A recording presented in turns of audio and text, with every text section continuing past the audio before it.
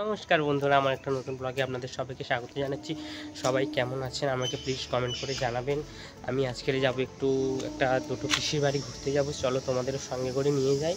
আমি বাবার একটা দাদা যাব। আর দেখো আমি যেখানে দাঁড়িয়ে আছি তার ভিউটা দেখাই, কত সুন্দর লাগছে তোমাদের।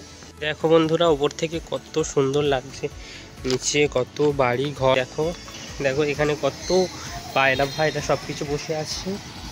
দেখো এটা একটা মন্দির মতো, এটা রাস্তাঘাট। চলো ট্রেনে করে যেতে হয়, চলো ট্রেনে যেতে যেতে দেখা হবে।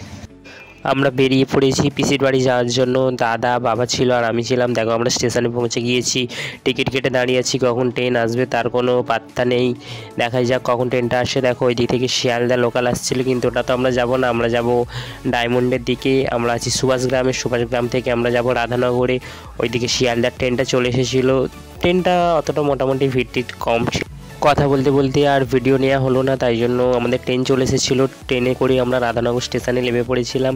তারপরে পিসির বাড়ি চলে এসেছিলাম। দেখো এইদিকে পিসিদের ঘর হচ্ছে, বাবা দাদা দাঁড়িয়ে একটু কথাবার্তা বলছিল। এইদিকে পিসি একটু চা করেছিল, চা খেয়ে নিচ্ছিলাম।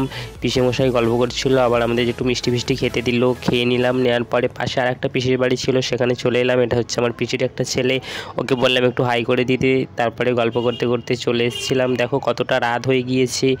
তারপরে ট্রেন আসলেও চলে এলাম। এসে একটু প্ল্যাটফর্মে কেকটে কিনলো বাবা, কেক কেনার পরে খেয়ে দিয়ে আমরা আবার বাড়ি চলে এসেছিলাম। তাহলে ভিডিওটা আজকের এই পর্যন্ত। সবাই ভালো থাকবেন, সুস্থ থাকবেন।